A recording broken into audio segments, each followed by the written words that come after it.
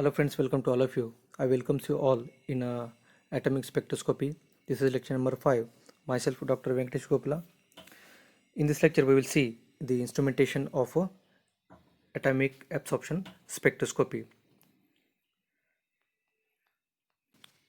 So this is a instrumentation of atomic absorption spectroscopy. In this instrumentation you can see the halocathode lamp, which is a source of radiation. Then you will see the rotating chopper, which is attached to the motor, then the burner.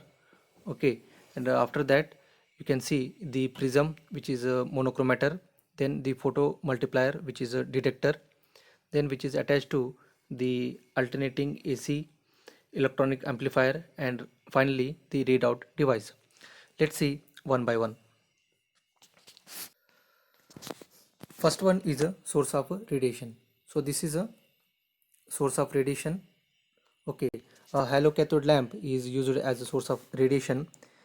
This source emits the radiation which can excite the atoms of elements from the ground state to excited state. We will see in detail about this halocathode lamp later. Next component in this instrumentation is a rotating chopper. This rotating chopper is a rotating wheel which breaks the beam of light coming from the halocathode lamp, and resulting light produces a pulsating, or you can say the alternating current in the detector, that is a in photomultiplier tube, which is also called as a PMT, photomultiplier tube. This pulsating current is then amplified in an alternating electronic amplifier. So this is all about a rotating chopper. Next component in this instrumentation is a burner, or you can say the flame atomizer.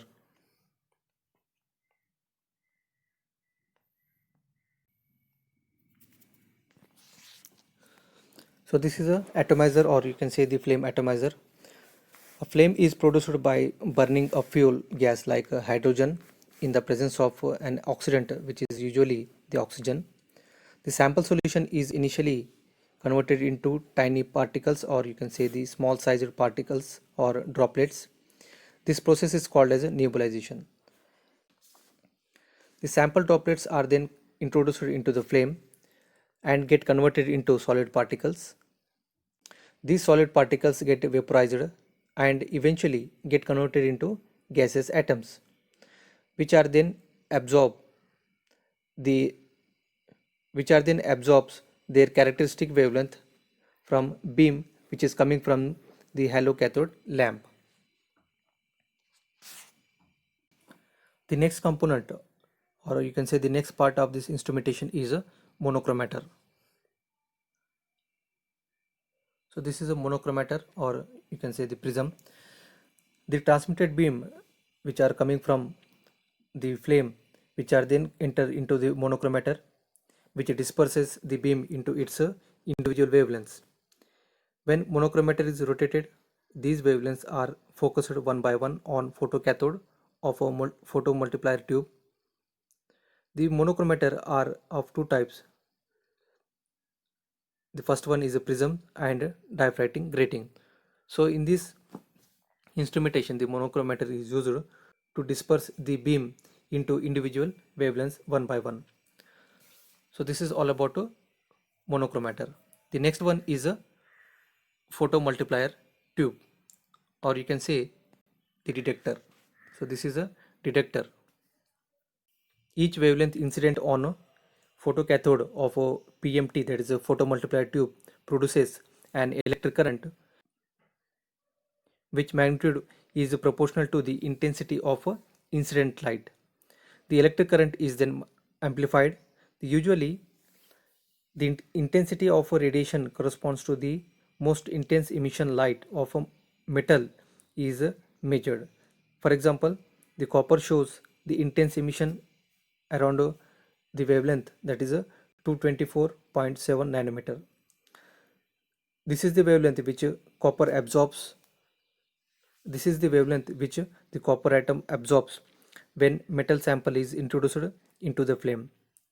So this is all about a photomultiplier tube, which is then amplified in a AC electronic amplifier, and finally we will see the details in a readout device. So this is all about all the components which are used in the instrumentation of atomic absorption spectroscopy.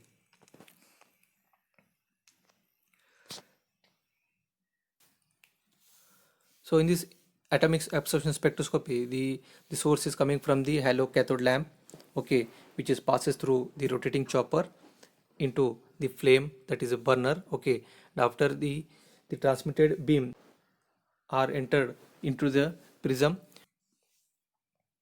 which fall on photocathode of a photomultiplier tube, which is then amplified on a electronic amplifier, and finally we will see the readout device.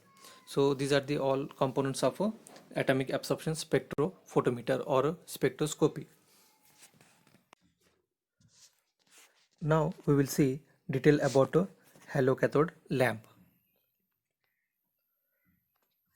Now this halocathode lamp is used as a source of radiation in the atomic absorption spectroscopy.